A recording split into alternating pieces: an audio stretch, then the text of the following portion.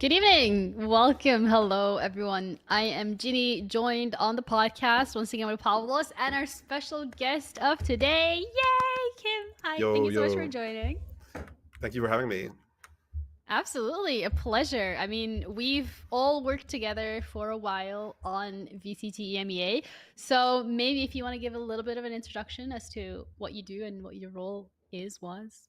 Yeah, sure. So, my name is Kim. I'm basically the esports writer, I guess. So, a script writer, storyteller for VCT EMEA. I did that for the first time in 2023, and I guess I think I can say now I'm returning Yay. for Woo! 2024 as well, which I'm really, really hyped about. Yeah. Well, we need you. So I'm excited to see what you guys are going to be cooking up on VCT because, yeah, unfortunately, I won't be part of it, but I'm sure, well, no leaks though. I'm sure we'll see. But Pavlos, you're also here this week again. Welcome Yes, back. You're I am. live. We're That's back. important. You had your Oh, first week I'm, of I'm alive. Polaris. Yeah, we had Yeah. our first broadcast of Polaris. It was dope. It was cool. Things are looking great. Viewerships are looking better than ever. Okay. It's exciting. Nice games. It doesn't feel like it's one-sided all across the board. I feel like there's strong competitors. So that's important for Good. an esport, right? So yeah, it's been dope. Yeah, I also saw a video that you did on Twitter with Zesht, Yeah. and I don't understand German perfectly, but I'm pretty sure he didn't say the translations that you put down there. I could be wrong, like I don't know, I, but I I did a few years of German. I think I need to do a few more lessons again to yeah, it was freshen up. just like a Yeah, loss in translation. it's It a bit wasn't on rusty. purpose. Yeah, Yeah. right. Yeah, Yeah, totally not. I totally get that. Yeah, absolutely. But as usual, guys, there are going to be different topics that we'll be covering today. So you probably would have already guessed it. One of the topics will be esports broadcast. What goes on behind the scenes? What is it exactly that we do? Like, do we just like wake up, put on some makeup, and show up on screen? And that's something that Kim will help us dive into, get a little bit more of an excitement and explanation. And then we will also have our weekly topic. So this time around, we're going to be talking about the co-ed team in NA Challengers. Kim, I know you're probably really, really excited about that one. Oh, yeah. I can definitely speak to that a little bit. Yeah. Because you used to be a Game Changers coach. I remember that. We're also going to be talking a little bit about the Carmine Core situation at the moment. And we'll look at IEM Katowice because I haven't seen the whole stream, Pavlos, but from the clips that I've seen on social media, from the parts here and there that I've tuned into, it looks like a fucking banger. It looks good. It's like LAN is back for Counter Strike. Forget what happened with the RMR qualifiers. Proper Counter Strike is back. I'm literally getting LAN vibes watching the whole event. I've only ever worked one international LAN for Counter Strike, but I got to experience it, and it's bringing it all back. So we'll talk about it later, but Yeah. it's so cool to see. Yeah. Also, make sure that if you have any questions, you pop them in the chat. We'll be answering them later today. But let's start off with our first item here, and I will give you the floor or the mic or whatever you want to call it, Kim, because I know that you have a heritage and a history in Game Changers, and to particularly see a co-ed team make it to NA Challengers, like how important is that for the Game Changer scene? Yeah, I mean it's massive. One thing I should mention actually. So for context, right? This is Sad Esports, the team with Bob, who many viewers will be familiar with from the old C9 White roster that went to Game Changers finals last year. And Bob has actually been at this level before in co-ed. So she was on a co-ed team called Sonics, and they were competing like pretty high up in tier 2 NA Valorant, in I think this would be like 2021, early 2022. So she's just coming back to the same level that she had already proven she could compete at, but nonetheless, like this is still a big deal, right? It's a really important kind of watershed moment, because this is sort of what game changers, at least per Riot's messaging, like Game Changers is meant to be a gateway to have more co-ed teams. And so it's just very heartening to see. And it's not just that Sad Esports made it, right?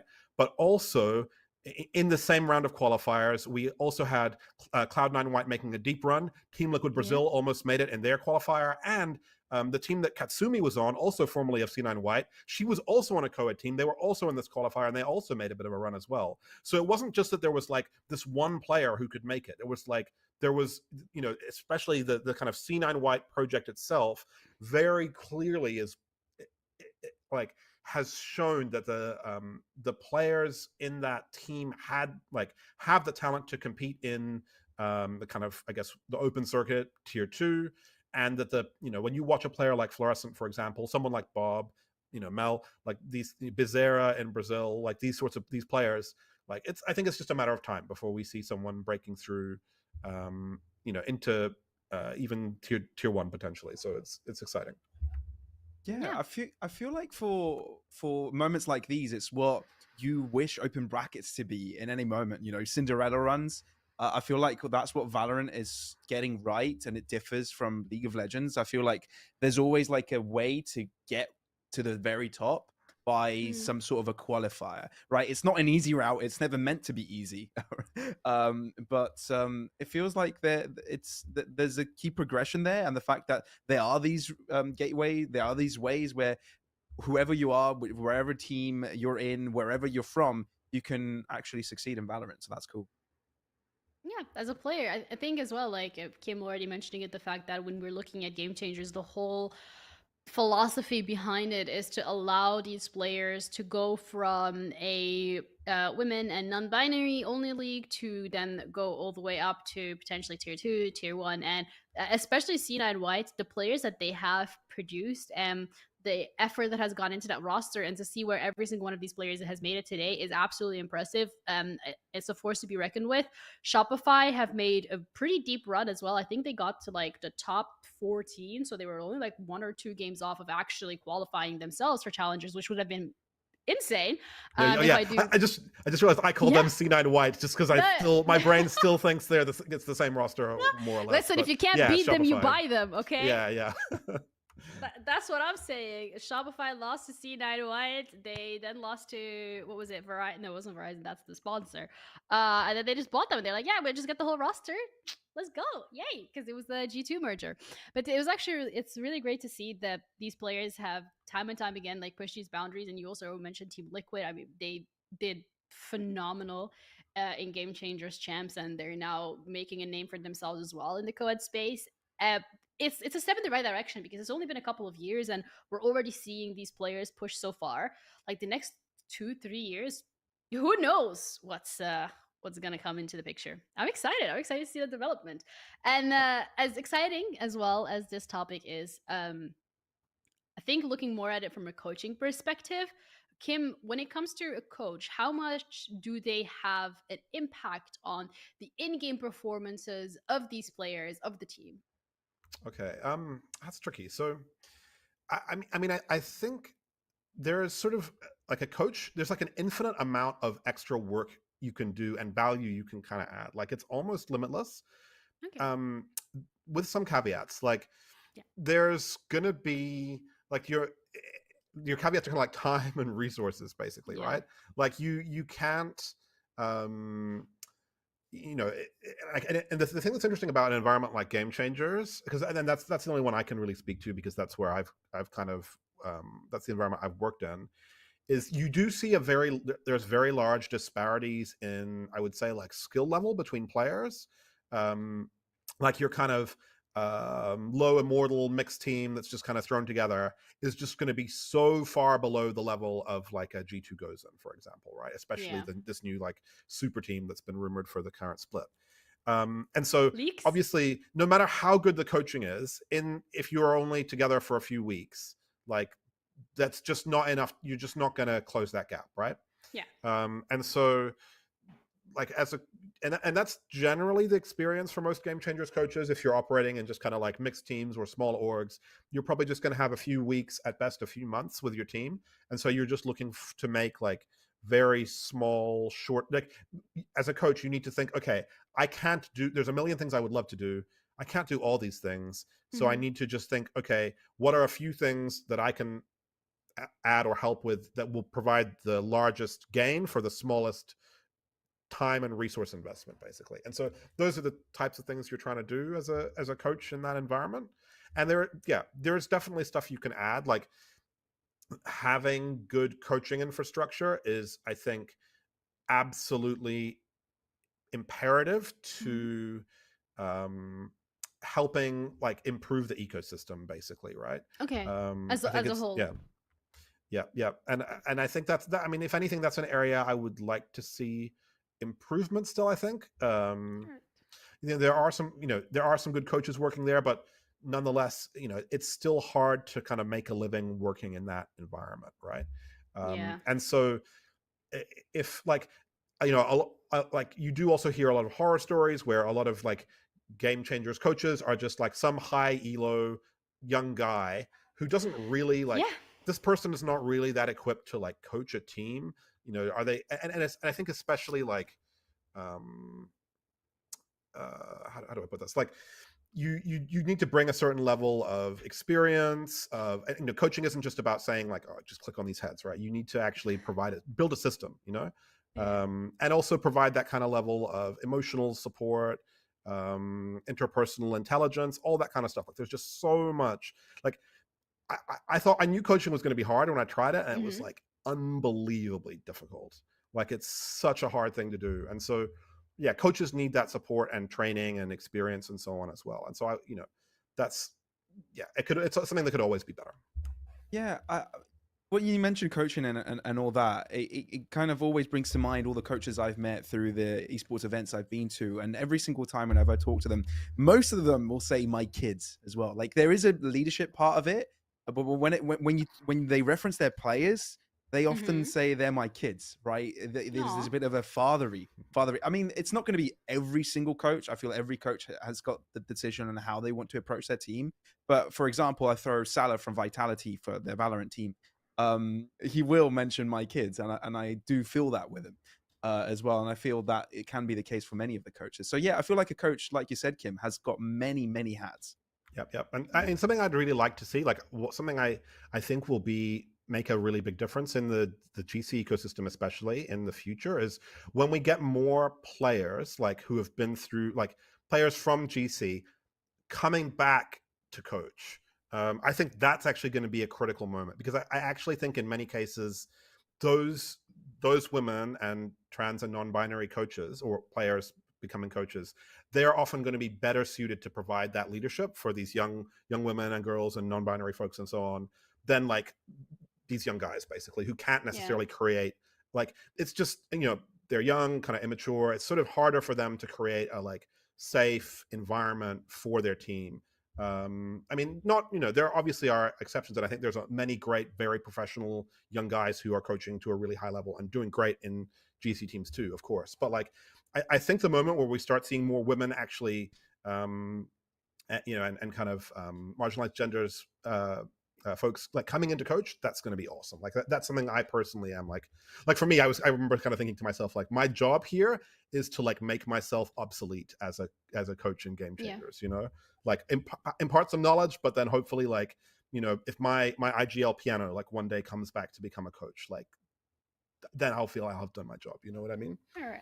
That's very wholesome. But it also sounds like when we're looking at coaching, it's like you have so much to do and so many things to work on and so many focuses and so many different hats, as you put it, Pavlos. But at the same time, there is a very limited amount of time. You said it yourself, Kim, some teams even having just like 5 weeks to try and make this run. And it also brings the question in terms of like how sustainable it actually then is to become a coach, because we all know that especially when it comes to game changers, there are so many unsigned rosters. The odd one out being the one that really springs to mind here, the roster that's done really well, unsigned. Is a coach going to be able to make a living? I think that's always a question that remains.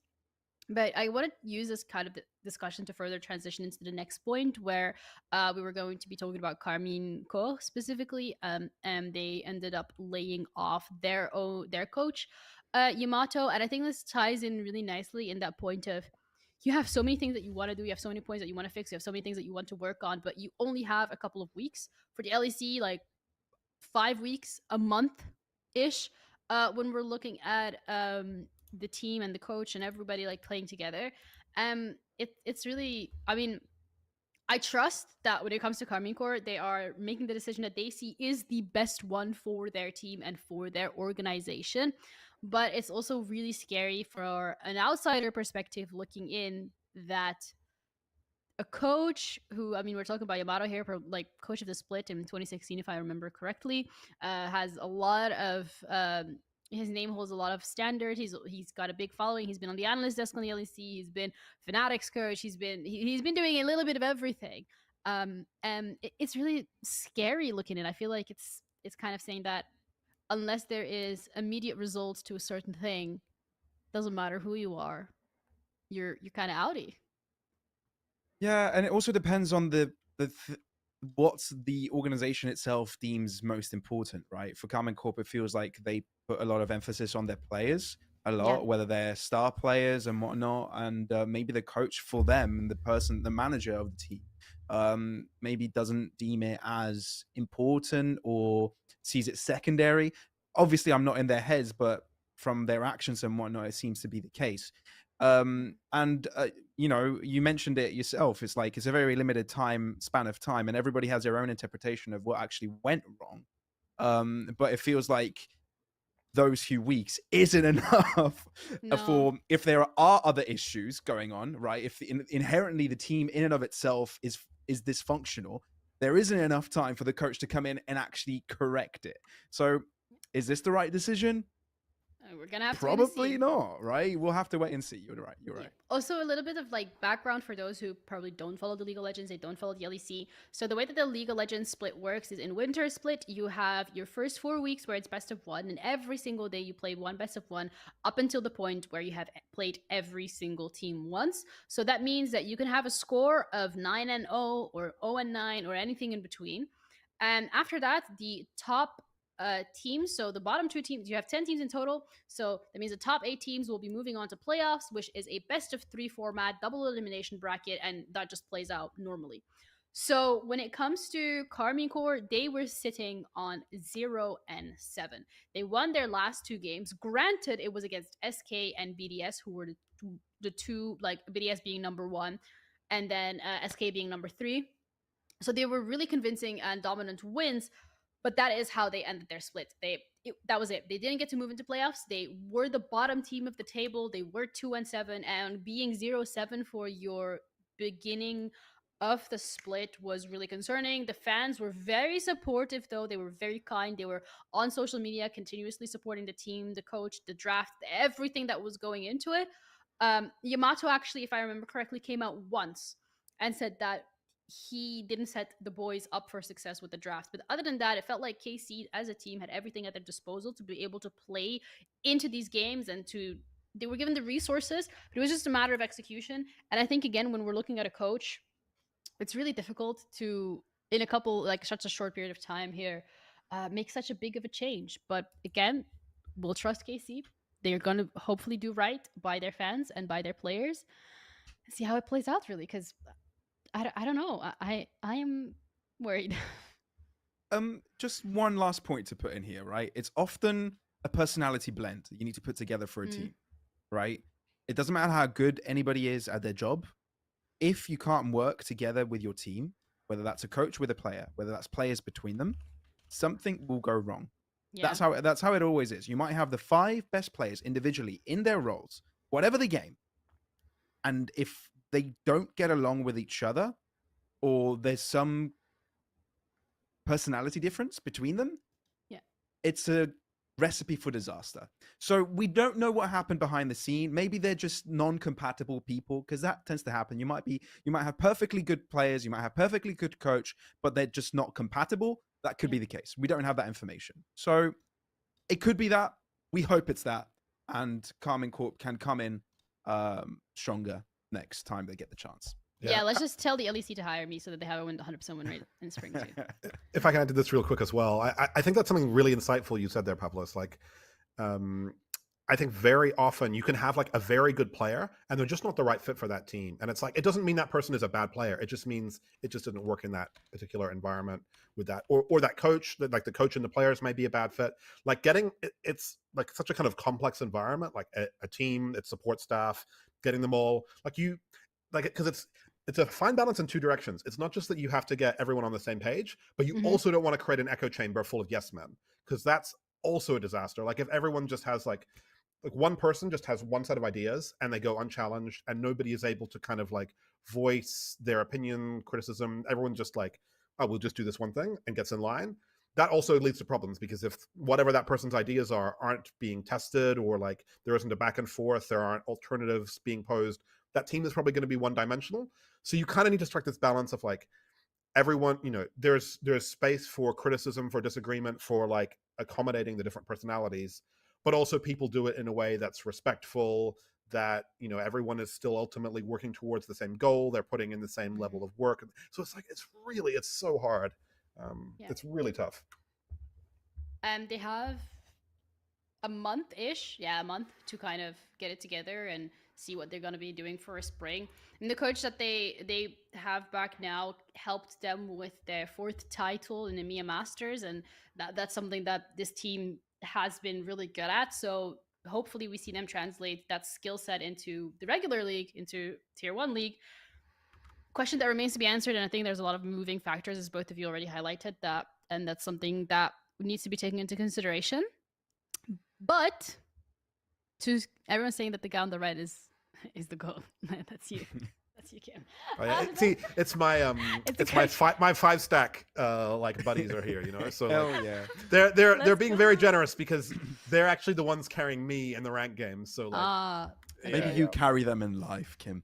Whoa! Are you saying that they're failures and like Kim is making sure? No, goes well? maybe he just picks them up every day with his greeting, with his smile, with his laughs. Wow. I don't know. I'm getting very wholesome here. I usually just trash them for their like poor choices in agent select. Actually, maybe like, they need that in their life, Kim. Maybe that's something they need. Maybe they need an actual coach, like a life coach. I heard a lot of people are getting into that. To end it, well, not to end it, but to divert more into like a really positive point here that I want to talk about, well, that we all want to talk about, and the main reason as well I have you on the broadcast today, Kim, is IEM Katowice.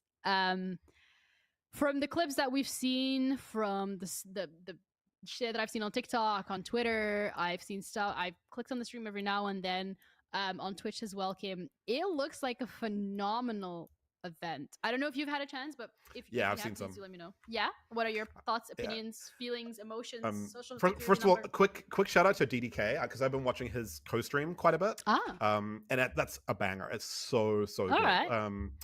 Like, a slight sidebar as well. I'm like astonished he is not really being picked up. He's not working in Valor or Counter-Strike that much at the moment. I'm just like, I don't know. I can't wait to see him like back casting, because he's unreal. But the show itself, like, the production's been awesome. Like, even just the like little details that you appreciate, like in the countdown before they go live, they're like airing all this really sweet content, like before the show even starts. There's already all this great stuff coming out there. And I'm also really like, the studio environment looks really interesting as well. Like, they have all these booths where the teams are kind of playing in, and it's almost like a runway at a fashion show down the middle of it, that the talent kind of like move up and down this. I don't know if you've noticed that, and like when they're doing the interviews, or like even just the cold open, the talent will be like walking down this like long hallway or something. There's something kind of epic about it. I don't know. I've been like, it's almost like esports meets a fashion show or something. It's like, I like that. Like, that was the vibe it was. I mean, okay, maybe like here's a little bit of shade. I do feel like the just like very kind of playing it safe with the like, nice looking suits or whatever. I find that a little boring. I'm more here for the the like little more street style that we have going on in Valorant.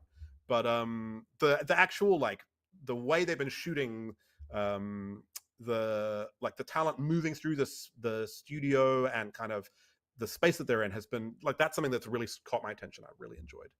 It's dynamic. It's very dynamic. Yeah, it's dynamic. I feel like exactly there's a lot of thought behind the design and how this is run. This is not the first time they're running this style of event. I feel like it's progressed over time. They've tried to run something similar for a while. I think Blast attempted something similar as well, and there's something to talk in that direction as well. But I feel like they want to make sure that talent and players can coexist in the same space, and just have cameras thrown at them the entire time. And whether that's reactions from the players looking at other players compete, whether that's allowing a talent to grab a microphone and talk to someone, whether that is players playing ping pong or ice hockey with each other while they're on break, and being able to see that is it all coming together just creates this insanely nice atmosphere, as if you're there living it with the talent, living it with the players, as if you're at LAN with them and enjoying this whole event. And what I said earlier today, when you first mentioned the topic, was like, I felt I was there. I felt I was right back at that Counter-Strike International LAN I did back in 2022. And to be fair, I lived the behind scenes part of it. Watching this broadcast makes me feel that I'm living that behind the scenes feeling again. And everybody watching it gets that experience as well. Yeah. Could we have a look at the clip? I remember for the... Oh, that's not the clip. That's the VOD. Oh, next match. This is... Oh, the live feed. Oh, I mean, we can have that up. We can have that up while we're talking about it. We watch partying? Are we allowed, actually? We don't have co-stream rights. Yeah, I don't think we have co-stream rights. I don't think we can. So yeah, it reminds me a lot of, actually, you mentioned Blast did something in the past. It reminds me of what we did for the Siege Major, where Blast put a cubicle in the middle of where the players were playing during the group stage. So you're standing at your cubicle talking about the game. The players are setting up behind you. They're warming up behind you. And the way that Blast as well did it is they had two cameras. And because of it was a cubicle, they had the Blast logo on both sides. And if the team was playing that way, they would face the camera that way. And the second the other team was warming up that side and the other one was packing their shit, they would turn the camera around and you would be facing the other way. And it was so nice and so dynamic, because even like if you're watching the stream, you could see the player being done wrapping up his gear and coming towards the analyst desk for his interview. So you could literally see him walk all the way. You could see him grab the mic. You could see him join, and you have the conversation, and you see him give the mic back, grab his shit, and walk away again. And I think that was really fun, and I'm really enjoying, like, it was for talent perspective, it was really fun, it was really nice, it was really enjoyable. And just as you said it as well, Pablo, is getting that feeling that you're there in the land. That's what a lot of these esports broadcasts are about, and that's what they're looking to bring. So I am really, really excited to see that it's being done. But I think for me, it also brings the question in terms of, like, how many cameras and how much gear and how many people because when it's a camera, it's not just the camera guy holding the camera, by the way. There's a person who's running the cables behind as well. There will also be someone who's responsible for the light. Then you will also have the audio guy who's handing out the microphones. Sometimes that's two people. You'll also have the stage manager who's going around and grabbing people. So there goes so much into setting up this whole broadcast. Like, I gotta ask, bro, like, the budget, I feel like, Kim, this is something that's like not cheap to do. Yeah, I mean, I've never worked with ESL. I can't speak to like what's going on back there, but they're cooking. Like, like you guys, if you haven't kind of been on working on the broadcast, like, you have no clue just like how like even something simple, like how much work and kind of technical expertise and gear is involved in kind of putting that together. And it's worth stressing too that, like, an esports broadcast is more complicated than traditional sports, because you're having to capture like a bunch of stuff from a bunch of computers. You need a live server. Like, there's all these extra failure points, all these extra levels of complexity and contingency that you don't have if you're just pointing, a couple cameras at like a sports field. And I mean, obviously, there's lots of complexity you can add into your traditional sports broadcast as well. There's all kinds of fancy stuff you can do. But just the basic technical challenge of capturing the gameplay for an esports broadcast, just that is like, it's massively technical. And then on top of this, it's like I said, right, it's like a studio and like a fashion week or something. Like, that kind of a level of ambition is like what this feels like to me. I mean, this set is it's incredible. Yeah. Harry, feel free to run all the videos one after the other, like the intros, the caster intros as well, to give reference to like in the prod room. Yeah, exactly. Even in the prod room, something that you barely see anywhere. Whether that's because you want to hide things, whether it's something that it's not for the viewer. This is one of the reasons why you feel like you're there. because I don't like this, Pablos. Don't bring the camera No, in here. I This love this. is my safe space, guys. right, We I did got this it. for I get home it. grounds. They gave me mic and they were like, "Okay, Ginny, that's where we have the production truck. Go in, talk to people who are working at the production truck." So I went in, spoke to to Jake. He was doing the observing at the time. I got to speak to Sam as well. Like, this is amazing. Like, just the whole walking and talking while you're. Oh my god, I was there. No, wait, I recognize this hallway. Yeah. What? Okay, It's a, that's pretty cool. I it's a recognize how hallway with like Unix is. moments of Yeah, IEM and all of that, isn't it? Yeah. yeah, that Not it is. It's very well known.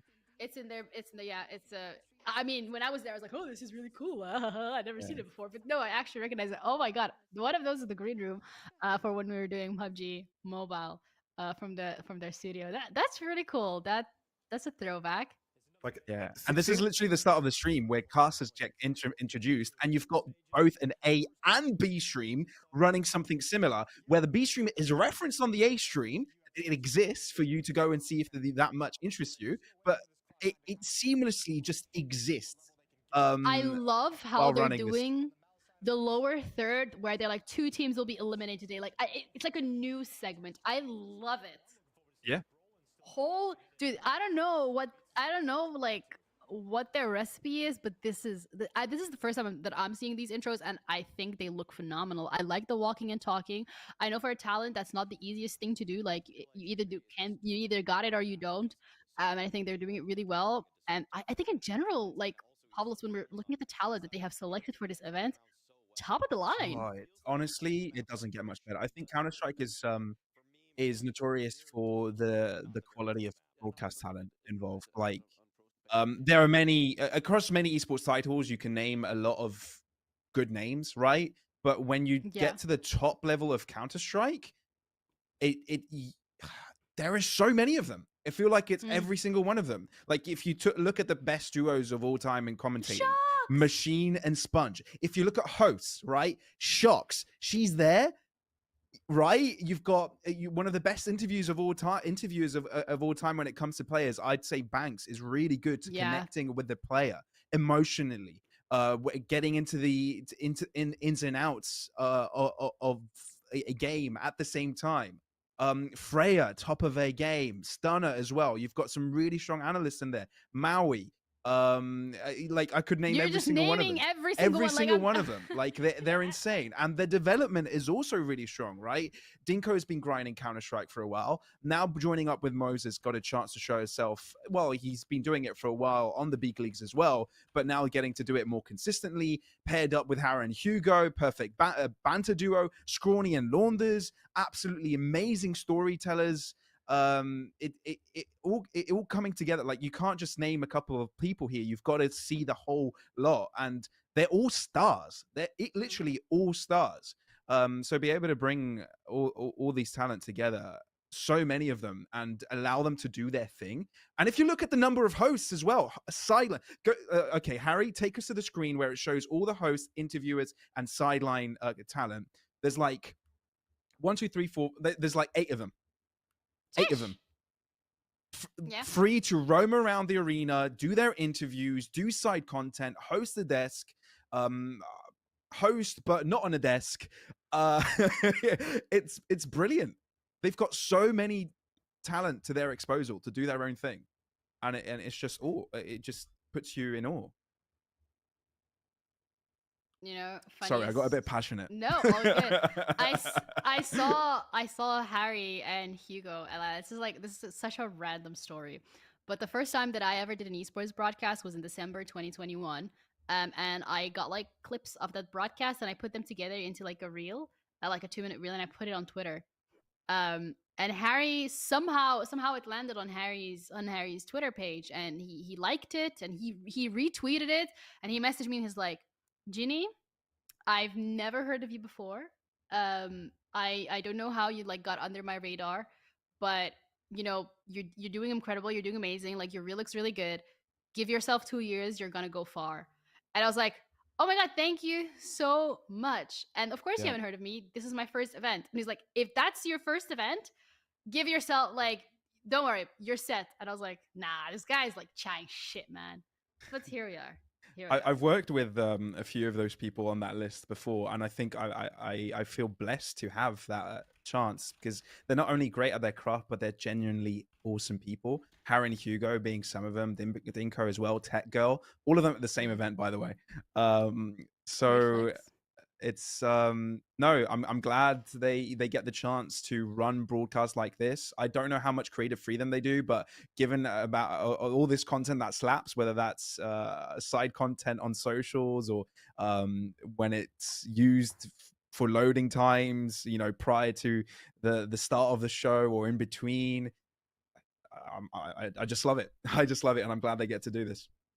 Yeah, I also wanted to kind of like bring Kim into the conversation because I'm not sure how like familiar Yeah, are I'm with sorry, CS, Kim. but I want to transition it more in terms of like when it comes to talent, when it comes to creativity, when it comes to the writer job that you do as well. How does that fit into a broadcast? How does that fit into like the content, like making the people feel like they're part of it? What's the angle?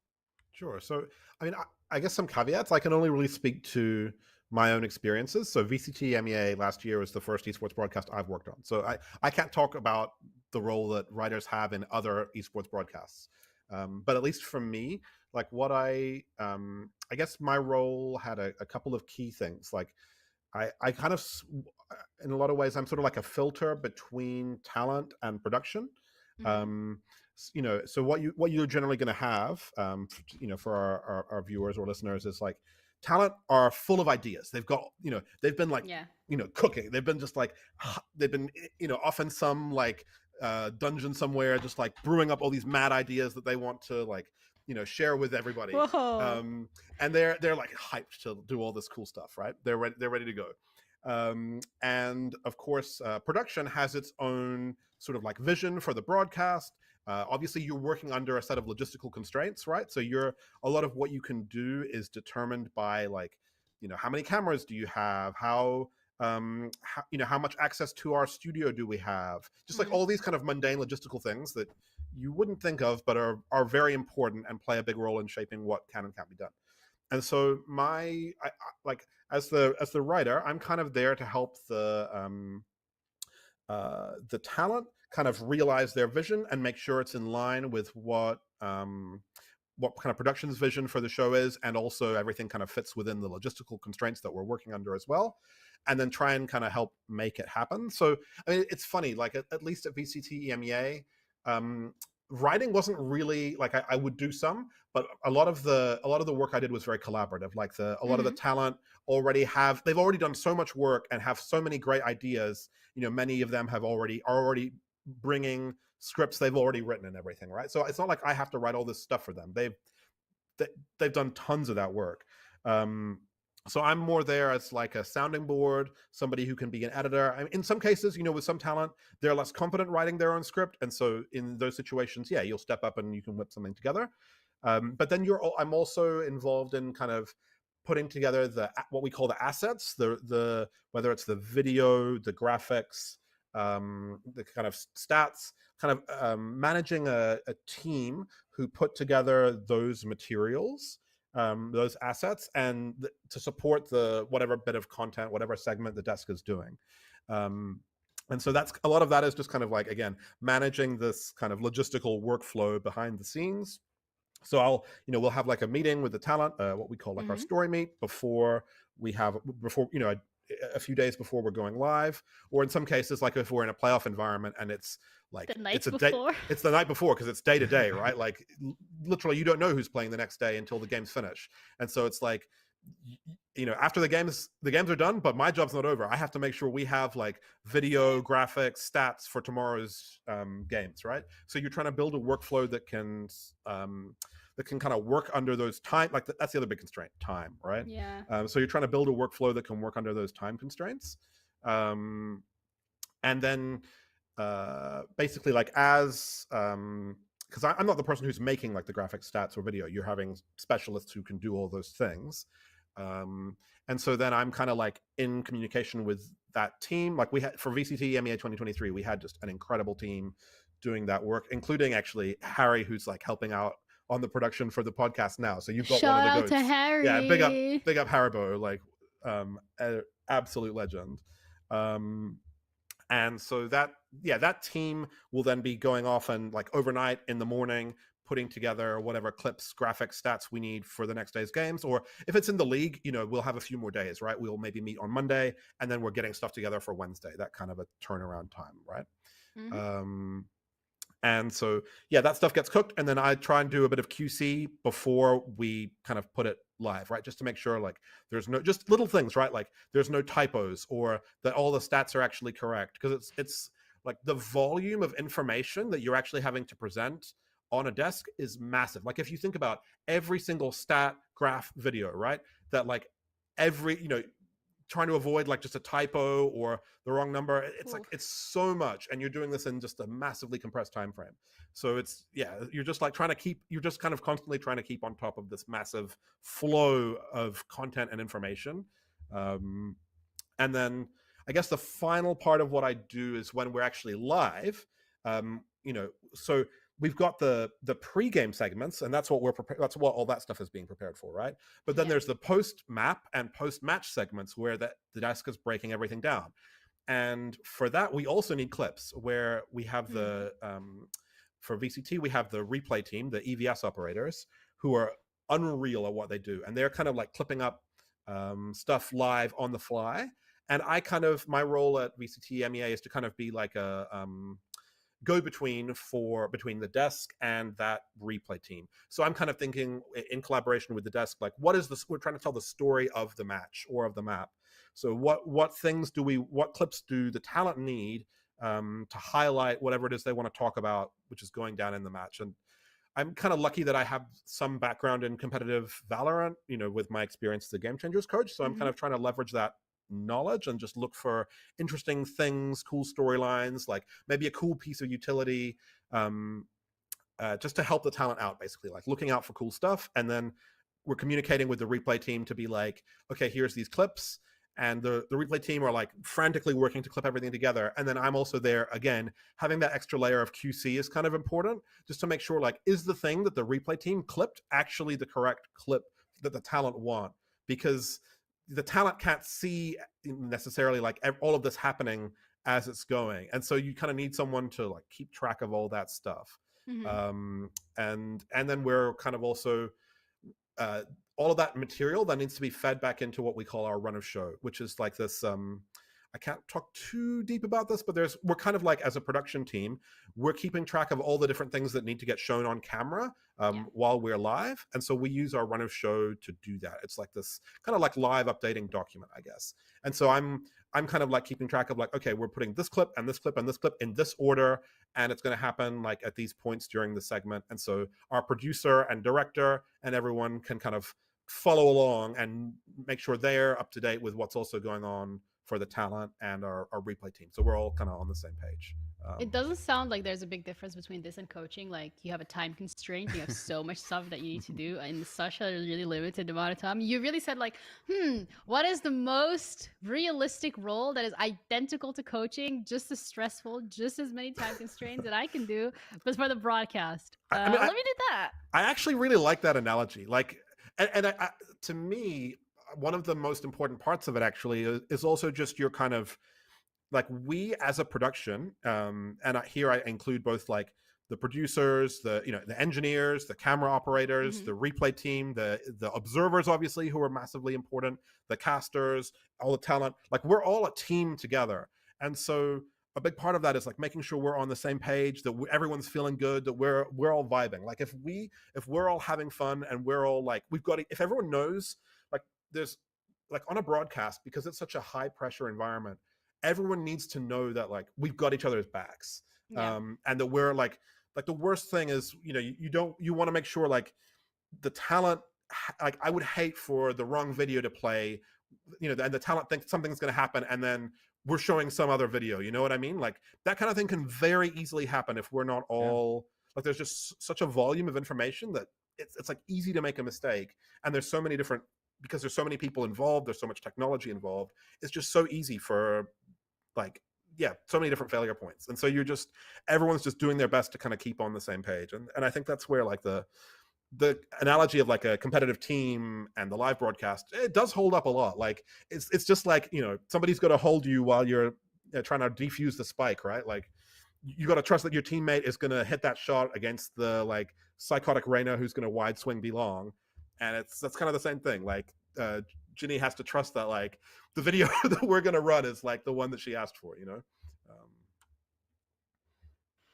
And then Yeah. it's like, oh, oopsie, wrong video. Sorry guys, I got trolled. We're trolling y'all. That very rarely happens. When it does, like it is one of those, it is what it is moments. I But feel for Kim, sorry, Jenny. no, go For for it. Kim, I feel like he's really good at what he does. Personally, having experience working with you, Kim, not only because you're very good at managing people, like talking to people, and presenting, because you're sort of the intermediary between what the production can do and the vision of the talent, and you try and put it all together and communicate that to all of the parties so that you're all in common understanding. So you're kind of the gel of the whole team. That's one big reason.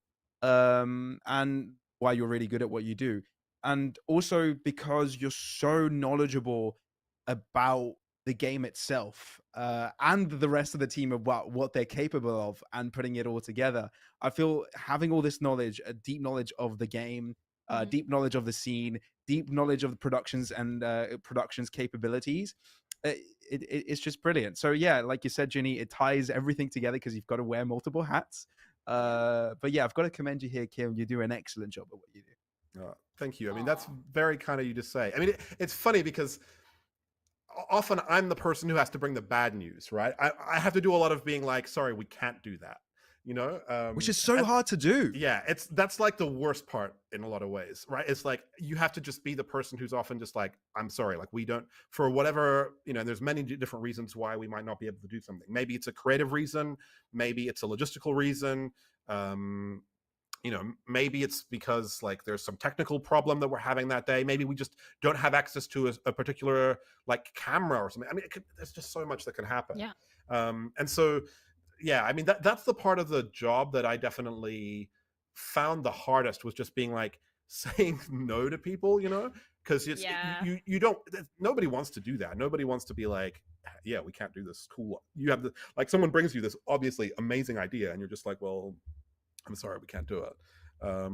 But it's like at least what you can do, and I guess this is at least my what I hope I'm striving for is like we're all working under, ultimately we're all working under the same constraints, and so it's like I try to be as mindful as I can about what we can do, and you're trying to like maximize what you actually do have, right? Like there's no point in like once you're there, once you've like you're in the environment and you're working and you know what you can do, there's no point in kind of being sad about stuff that you can't do, because that's just going to make you feel crappy and resentful. And so you just focus on like, here's what we can do, and let's try and make some magic out of it. You know what I mean? Because there's like constraints can often breed creativity as well. Yeah, so it's just about trying to bring that that level of resourcefulness and kind of and collaboration as well. That's the other thing, right? Where we work better when we work as a team as well. So yeah, I feel like a lot of what I'm trying to do actually is just like get out of the way so that the talented people can kind of do their thing, The talented people. You mean just the talent? You're also very talented, well, like, not just the talent, say. but like everybody, like the graphic designer, like the video editor, the replay team, like all these people are all doing, like I'm just the one who's kind of like the person just passaging the messages along, you know what I mean? Like it's sort of like I'm just trying to, like, the less I'm doing in a way, the better things are, like if I'm not having to do much, it means everything's running like real smooth. Like the workflow is all good, you know what I mean? Like that's kind of the dream. It's like it's funny, I guess I said this in a different context earlier in the evening, but I'm kind of trying to make myself like,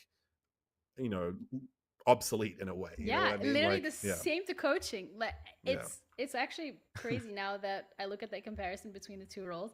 But I mean, You're great at your job. You're great at what you do. You're going to be back for another year of VCT. And I think we've kind of had Pavlos as well as Haza talk about VCT 2023.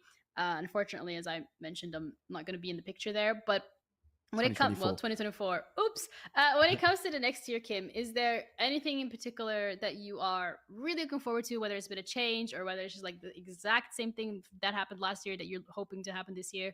Anything you want to share? Yeah, sure. So I probably can't speak to any kind of like behind the scenes production things, but what I Fair. can say that I'm like unbelievably excited about is the level of competition I think we're going to have in VCT MEA in 2024. Um, Many of the teams last year, like, you know, it doesn't take a genius to figure out that some of the teams we had last year were struggling. I don't think we're necessarily built that well by some of the orgs. Mm-hmm. Like we kind of still had. I'm going to be a little bit of a savage here. Like we Okay. kind of still had the last generation of sort of like Washed. washed CS pros who sort of were like I knew it. necessary in the early days of Valorant because Yeah. they had the first mover advantage. They had the like deep grounding in TAC FPS knowledge. Yeah. But they were playing TAC FPS. They weren't playing Valorant. Yeah. And to be the best in the world at Valorant, you actually have to play Valorant, which is it's its own game. It's a different game, and it requires like Valorant is a more complex game than CS in many ways.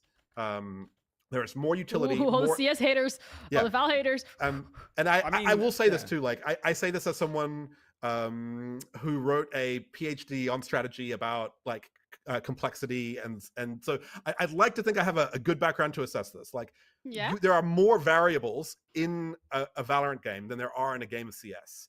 And so, from a strategic point of view, at least, it's like, you know, not setting aside things like mechanics, which is a different conversation. Just at the level of strategy, anyway, there's like an unbelievable level of strategic complexity in Val. And I think some of the teams last year were not equipped to like deal with that at the highest level.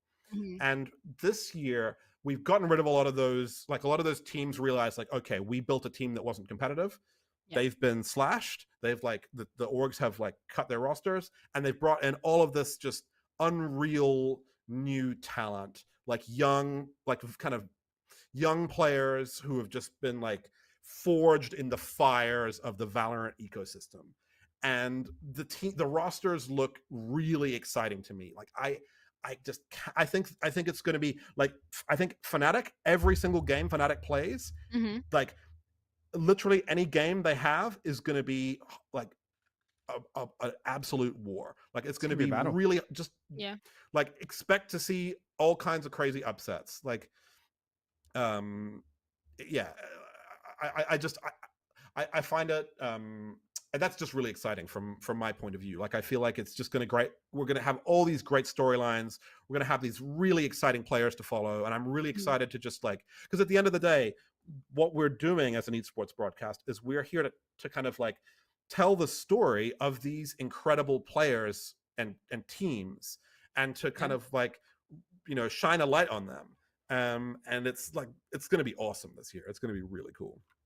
That sounds You've pumped really me up so much, Kim. Yeah, I was gonna say, I'm like, so excited for this season. Like, holy, like I was already very excited, but Kim, holy crap, I'm ready to get going. Put it in, ship it. No, that's really wholesome, and I'm also really excited to see how VCT is going to be playing out this year. I will obviously keep an eye on the ecosystem and my friends working there and everything moving forward. But thank you for the insight. I mean, I knew what your job entailed to an extent, and having you explain it actually made me realize how much more there was, because I didn't actually know that you also did quality control. I assumed that you would say something and then people would just like do it, and then you just be like, "Here it is." So I think that adds another layer of depth that I wasn't aware of. So thank you for everything that you have done on VC last week. Thank you for everything that you will be doing this year as well.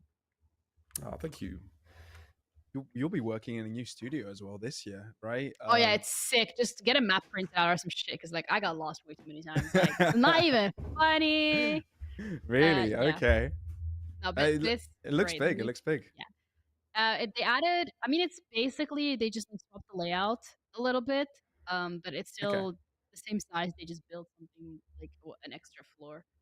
only Wow. for the players though. Okay. So that's where the casters are, and that's where the players are. Yeah, but it's really cool. You guys are gonna have an incredible time. Take care of our studio, please, okay? Pavlos, any closing remarks you would like to share? I don't know. I love this episode a lot. Kim, your insights were really, really cool. Yeah. And yeah, I think discussing everything from other products as well and how they run things, um, how VCT is being run. Actually, Kim, can I pick your brain on something before we Yeah, end hit me. this? Ooh, Right. absolutely. What is your vision for esports, right? For the broadcast of esports, what would you ideally like to see that you're not seeing right now? I don't know. This might be a very broad question here, but I don't know. For someone that in your job, you've definitely had visions of a kind. So I'd love to pick your brain on this. Okay, so there's a lot of places I could go with this, but Yeah. I'm going to pick something that's dear to my heart. So this is just a very selfish answer, okay? So I love stats. And I'm a firm believer in the idea that good use of stats and data can really help with storytelling.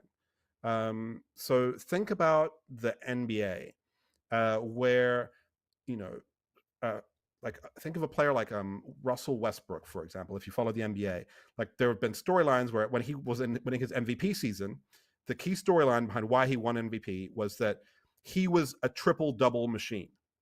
What's a triple double? It's like a very arbitrary set of stats. It's like he's getting more than 10 in each of the main statistical categories: rebounds, assists, blocks, steals, points, right? So at least 10 of any of those 5 categories and 3 of them.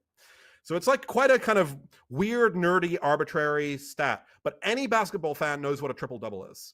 And if a player got a triple double, any basketball fan, like even a casual fan, kind of knows what a triple double is, and it's like, wow, that's actually pretty sick. And somebody's like whole storyline about them being the best player in the league was forged on the fact that this player was like pumping out these triple doubles and like I think he had more triple. I could be wrong, but I think Westbrook had more triple doubles than any player in one season in his MVP season, I think. And so that tells you something about the power that stats can have to tell a story about something that the eye test cannot pick up, right? Like if you're just watching a game, like, yeah, you might kind of notice like, oh, Russell Westbrook's getting lots of steals and rebounds and stuff. But it's like many things that stats pick up are things that are just too like complex or too weird for us to just recognize with our eyes. And so I would love for us to just keep like esports, because everything is digital in a game. We can track like pretty much anything. And so I would love for us to get even more advanced and sophisticated analytical tools so that we can leverage them to draw attention to cool things that are happening. And I'll give you one more example, if I may, from VCT EMEA last year, which I think underscores this point. So I think if you ask most people like who the best player in the world is, they would say it was Leo from Fnatic. And if you ask people to say like, why is Leo so good? I bet one of the first things most people would say is because he never dies. And how do we know this? Because some stats nerd, and I'm not sure who the first person was to pull this, but some stats nerd realized that Leo was having like way less first deaths per round, like an abnormally low number, even compared to other players playing his role. And like that stat tells you so much about just how to even play an initiator in Valorant. Like if you're just some ranked like Sova main, well, you want to be like Leo, what should you do? Don't die first so that you have your utility to help your team clutch at the end of the round. Like there's a, look at how much like information I've just unpacked out of this one little like seemingly arbitrary statistical detail, but which we can spin this like really cool story about, what it means to play an initiator on the best Valorant team in the world. Like stay alive so that you can clutch with your util, right? And that, like, we would not know that Leo has this abnormally low first deaths with the eye test. No way. No one is going to, like, be able to just, like, we could be like, oh, yeah, it feels like Leo doesn't die much. We could have that feeling, but we'd have no way to verify it without stats.